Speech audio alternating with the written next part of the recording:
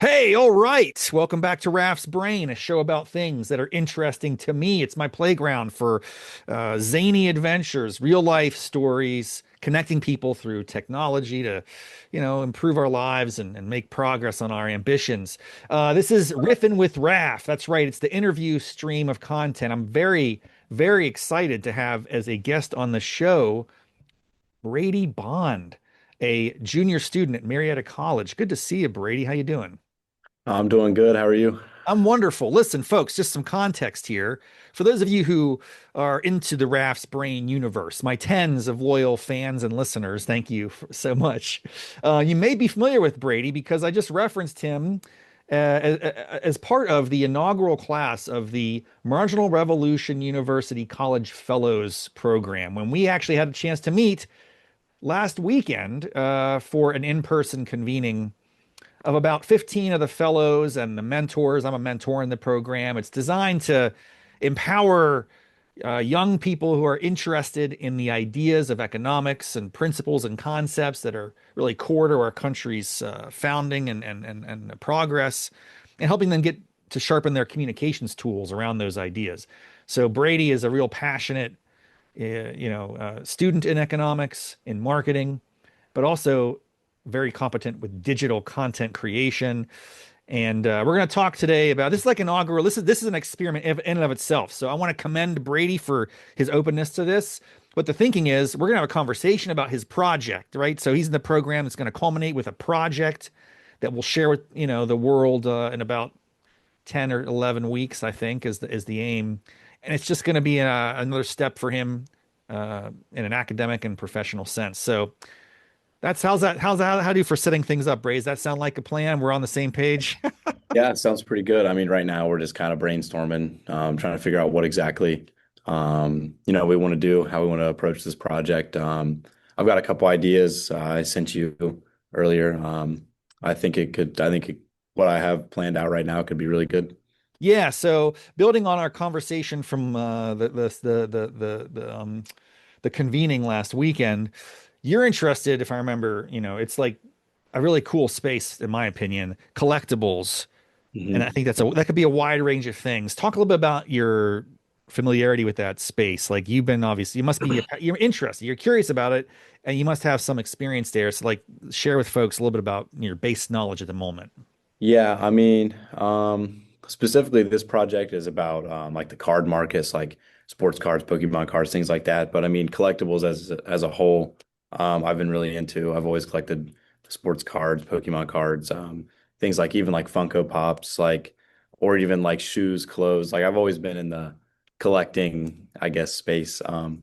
But when it comes to this project specifically, thinking about like Pokemon cards, like how the market really works with them. I've been buying cards for my whole life, really, since I was a little kid. I have cards from when I was a kid. And then like selling wise on that side of things, I've been selling cards for about 2 years now. So Very definitely exciting. some I mean, involvement. and I think what we were talking because we had a little bit of one-on-one time to connect at the event, and you were saying like you're fascinated by the fluctuations and what drives the value of different characters. It's not always the rarity. It's not Mhm. always how important that character is in the universe of the intellectual property, but there's like just interesting ebbs and flows. And so I think if I understand it correctly, you're trying to find a way to integrate your interest and curiosity and love and passion for collectibles, in particular trading cards, but it's almost like a tool for educating people or connecting them with economic principles, supply and demand, scarcity, Yeah. social psychology of what, subjective value, things like that might not be front of mind for a lot of people, but it really fits within the Martian Revolution University ethos because they're trying to find creative ways to get a foot in the door and reach people who might not otherwise be thinking about these economic principles in their day-to-day lives, but they apply to so many parts of our lives. You mentioned that you have some experience with this platform called Whatnot. Is that still something you want to maybe put into this in some capacity or learn from it or integrate it? Yeah, I definitely think it's a very important thing to learn from because it's like I would argue one of the most prominent markets with like collectibles. Um, it's like a streaming service for people who don't know what it is. It's like a streaming service where people live stream like these shows where they're, selling, giving away different collectibles. It's all sorts of things. But um, I've been doing it for about 2 years now. I haven't been doing it recently, but it's definitely something I would want to continue doing in the future. And I think it definitely displays a lot of economic values It's as like well. live social shopping is the way to think about it. I mean, people in my demographic might think of it as kind of like a app-based version of something like QVC, where anybody can start their own show and sell stuff and flip and Yep. trade. And it's really wild. And it's actually extraordinarily large given the newness of it. I mean, billions of dollars of commerce are being transacted on this platform. And of course, you have other platforms like TikTok shopping and Facebook marketplace and things. So stuff is starting to pop off. I think it's awesome that you're on the front end of it. All right. So as we're thinking about a project, and I'm here just to counsel, not to tell you what to do. Frankly, I want to learn in this process with you. That's my part of my goal. I think one helpful way to think about things, and you can react to this, and we're just gonna have like a free flowing conversation here a little bit. Like, what's an end game that, what ultimately do you want to accomplish? What's your vision? And we talk a lot about stand together, like the vision of our community, but also when you have a team or a partnership like this, it's important that you and I are really on the same page and tighten up like an articulation of what the ideal state looks like for this project. So what if you can articulate it, and again, it's a work in progress. It's going to be like incremental to figure that out, but let's get kind of solid on that. How would you Yeah. describe it at the moment? Like, what do you really want Um, to provide?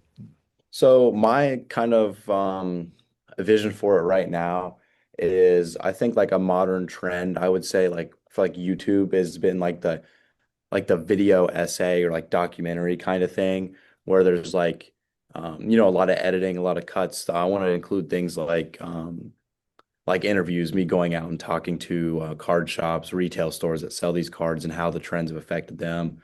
Um, and then talking to people in the space, whatnot sellers, people who just like to collect the cards, what value means to them, things like that. And then I also want to talk, on my own, like short form, like kind of things like specific cards, highlighting specific cards, maybe like oddities in the space, or trends like long-term trends or how it started. So I was thinking mainly that's kind of my idea right now. It's like a YouTube video essay, like kind of explain like the start of Pokemon and like how that space developed and then like how it is where it's at now and then the direction it's heading. Cool. I think. Okay. So as I'm refining, I'm just going to be react to some of what you're Yeah. saying. Here's what I'm hearing. Build off it, or say no, Rob. That's not what I meant. A tweet. It's a very conversational. So you're focused on a certain audience of people. It sounds like you're talking to people who are already in the space. This is not going to be like explainer video, like how to, sell a card on whatnot. It's not like it sounds like to me like that. It could be that. And maybe this is what I'm hearing. You're trying to reach people who are already in the space, either in physical card shops or already on whatnot. But the point is like, hey, if you're in this market, either as a buyer or seller, here are some ideas and principles of economics that could help you it can inform your approach to this hobby in a way that's good for you and it's good for your customers, or it's good for you as a consumer so that you're like making wise choices and just more informed about your approach. Is that broadly? I mean, that's a lot of words. I mean, we could tighten it further, but does that sound kind of what you're talking about? Yeah, I definitely think this is going to be targeted, obviously, toward people who are already kind of in the collecting space. But I also think that it could be general enough that people who are like new to the space or just see the video Yeah. in passing could pick it up and watch it Okay. and understand it. I think that like trading cards are a pretty well-known thing, so I don't think that it would be like a too niche of a thing for people to understand if they weren't involved in it. But this is definitely, yeah, targeted toward people who are interested in the topic already for sure.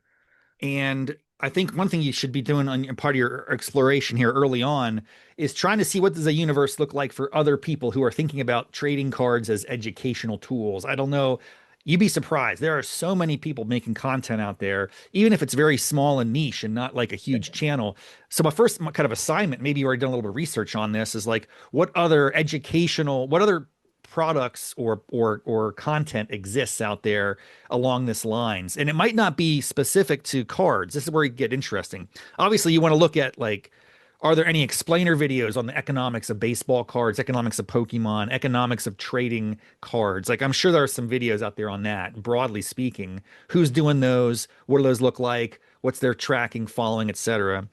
And then maybe it's tangentially other like educational content on subjects and what is it, kind of like parallel subject. Could be things like racing or baseball. Even if it's a little bit bigger, it doesn't have to always be cards. I'm just trying to help you get a survey of the universe. Like, okay, what approaches are people taking to this stuff? Yeah. And I think then, that yeah, go ahead.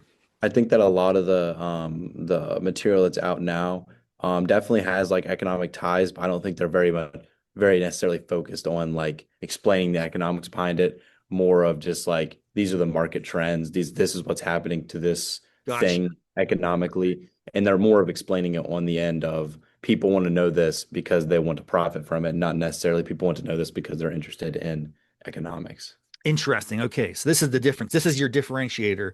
You're not just like, here's like a real-time market space to better understand and anticipate the value that's going to be of a certain thing or demand of a certain character, how to anticipate and take advantage of that through arbitrage. Most people, not many, many people in that space are just really, I don't know if this is true. I'm making a statement here without really a lot of knowledge. This is my perception of it. They're like, I can buy low and sell high. I can flip this thing and I'll grab that and snag it. And there's like a definite profit motive. And if profit motive properly understood is someone gets something at a value that is higher and useful to another person, you're actually doing a service. You're performing a service to help facilitate a transaction and like connect the dots and create value for buyers and that might not otherwise have access or awareness of how to get the product at a lower cost. So it's like there is a value in that function, that the kind of arbitrage, second hand markets, if you will, of a good. Um, a lot of people, I'm say there's popularly maybe even like a negative connotation sometimes associated with that role. You think about like ticket scalpers, broadly speaking, like That's a big. it's a market function, but it's a huge part of our of the entertainment economy. Yeah, Um, I think that Go ahead. like scalping is definitely a big thing, and I would say there's a very distinct line between people who want to profit from Yeah, the the space and then people who are generally interested in the collecting. And I think both of them kind of clash. Like neither side likes each other, yeah. but both sides have to exist for the market to work.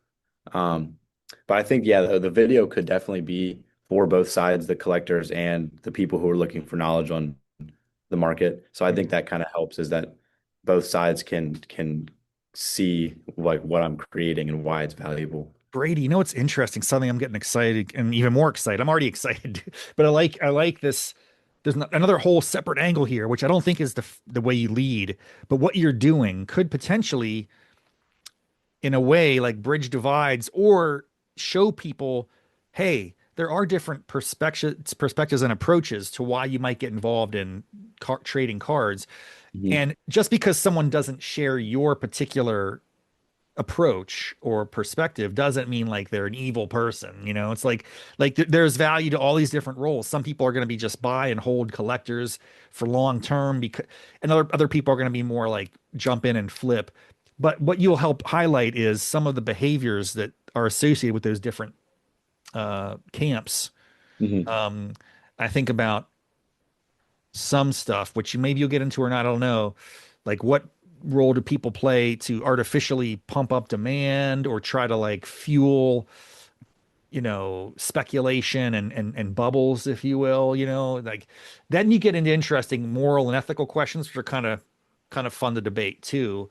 Like, I don't call it market, but market manipulation. I don't know how that looks. I have no idea what that looks like in Pokemon or trading cards, but then you get into questions of like, well, who has inside information about where the price of a certain character will be headed? I'm just making this up. I'm running with the examples you're talking about, like, oh, um, Pokemon is going to make a movie, they're going to make some sort of single character cartoon episode, and it's going to really pump up demand. If you know that information before the rest of the world, it could cause you to become a speculator and like try to get in some characters that no one currently values properly. So yeah, this is all very, very, very interesting. Okay, so it's like educational content, fun, uh, all perspectives brought to the table. I like it. You're thinking it might, so okay, back up. Uh, because you have limited time to get to this just first edition of it. Something I'll mention just to keep on in your mind is what you're creating can have a life beyond the Marginal Revolution University Fellowship. You have to deliver something at the culmination of this event. But I don't want you to have to think about that as the final product and the end of this. Like in a way, what you could be doing is creating something, and this is just the first step. I don't know. Again, it doesn't have to, but I don't want you to get you too stressed out about that either, because that can suddenly then take on a whole level of stress. And if you think too big about it, but um, there's kind of a balance you have to strike between what I think is a huge opportunity to create this universe of content that really helps connect people, and then could even start to take on could take on momentum of its own. It's almost like a whole community that could emerge, and the different platforms you could use to connect and bring people together to access your content, and then mix with each other, and then learn and contribute, and then the members of the community become the interviewees in various episodes and things. It just starts to spiral and take all sorts of cool little different angles that you never thought possible. But let me dial it back to just like practical sense, because you have 10 weeks or so to deliver. I think it probably is looking like a video product of some kind, or a series. And what's your comfort level with executing or producing content? Uh, you know, for YouTube or TikTok or any of those platforms. Do you have your own channels and things right now? Do you have any social media skills that you've flexed over the past, just so many years? Truthfully, I don't create content. Um, I do not, I'm not like an editor. I've never done anything in that space. I mean, I think that I can definitely pick it up within the 10 weeks. Like, I don't think it would be so foreign that I wouldn't be able to understand it. Yeah. But it's definitely that aspect of it, I think, is going to be very unique. I think like the ideas portion I got down, like I can brainstorm what I want and how I want the vision to be. But I think the taking the vision and making it part might be a little bit more difficult, but I think I can definitely figure it out.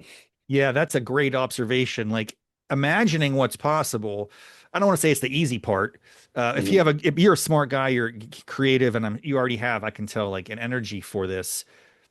Uh, but I do think, yeah, well, nailing that vision. I think what we'll wrap up this recording, and then we'll continue our conversation. But I think this is a good first starting point, just to like get on the same page. The general gist of the project, what you're trying to do, the gap in the market you're trying to fill, the audience you're trying to reach. That's pretty good. We've hit around it a little bit here. But I think in the next week or so, probably sooner rather than later, and I'll send you some documents to help facilitate it, and we can go back and forth via emails and stuff too, or we'll have more meetings for sure. To tighten up like the vision for this like what is the ultimate goal, and then what steps you can take to get towards and make progress to that ultimate goal. Yeah. The thing about the vision statement is you're not going to achieve that in 10 weeks. You're not going to achieve the end game in that 10 weeks. The way that where I work, we have a vision that's almost eternal. I mean, it's like the vision is what motivates you and gets you out of bed every day to do to work on the project, because you're trying to make progress towards it. It's almost it's like your North Star, where you're chasing and just always trying to find ways to make progress towards it, and adjust and change tactics and learn from mistakes or setbacks. But it's always like what propels you forward. So if we can get that tight, that'll be helpful. And then I can map out, okay, so in order to get that North Star in 8 weeks or so, what can I produce that will help make a little bit of incremental progress? And so that sounds like the next step here. Get really tight on a vision for the overall project. And then once you have that, and we're both seeing it and articulating this, okay, well, tactically or strategically, what can I accomplish? And that's probably I'm thinking it's going to look like a video or a series of videos. I don't think they have to be extraordinarily high production value. I think to your point, it's a lot. It's not easy as it sounds, but the tools are abundant and easier to use than you can imagine.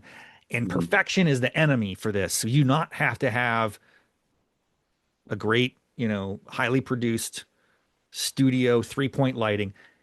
And what I'm trying to do through even recording this conversation to let you know if we end up putting this on as an episode of my podcast, all it requires is to hit record and have a conversation. You can do these types of things yourself with your phone.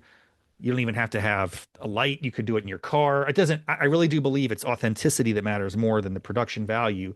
And if your content really hits, resources can start to come in and elevate, the product, but don't worry about the polish right now. Just worry about like getting started. So that Yeah, sounds like the next steps will be I'll email you some ideas like is you're writing and articulating a vision statement to just drill down on that.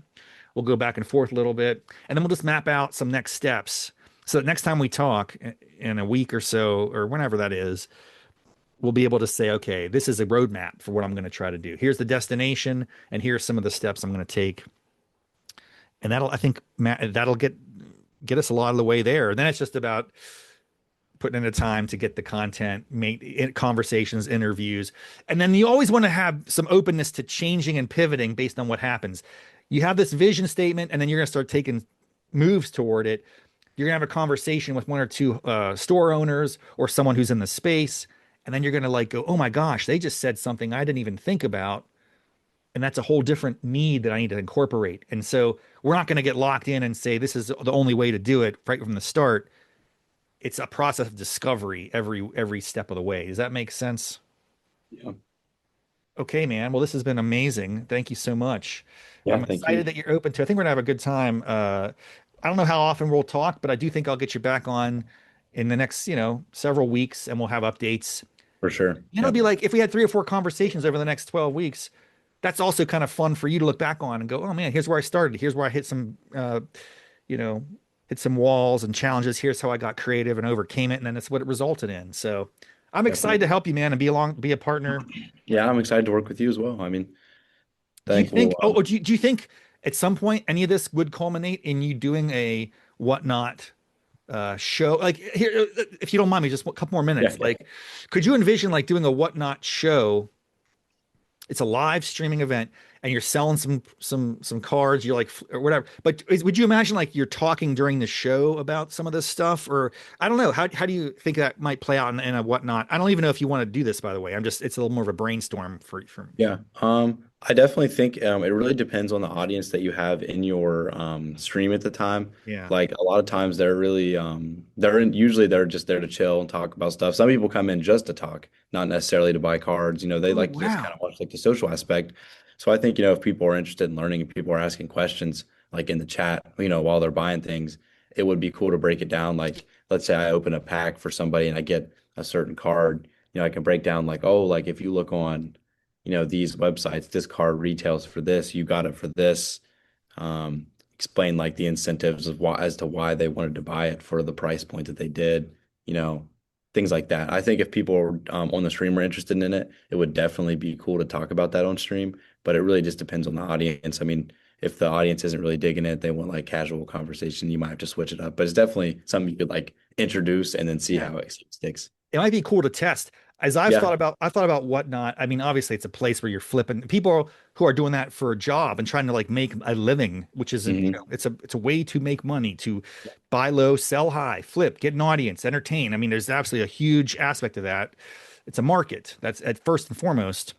I've thought about, well, if you're selling products, that's one thing. If you think about like Marginal Revolution University or where I work, we're almost, in a way, we're trying to sell ideas. Like Yeah. so it's not a physical item, but if we can kind of like connect the dots a little bit for people, that could be kind of cool. I don't know, man. This is exciting stuff. I think we're gonna have a good time. So thanks for sitting for the convo today. Thanks for listening, Yeah. everybody. I'm gonna drop some links to the whatnot and other things we discussed here in the show notes. You can get up to speed. If you have any ideas, reach out to me. I can put you in touch with Brady potentially. Would be great. Yeah. That could be kind of fun to see if the audience that I have is like interested in this stuff, and that could be fun too. All right, folks. See you next time. Thanks so much. Have a good one. Bye bye.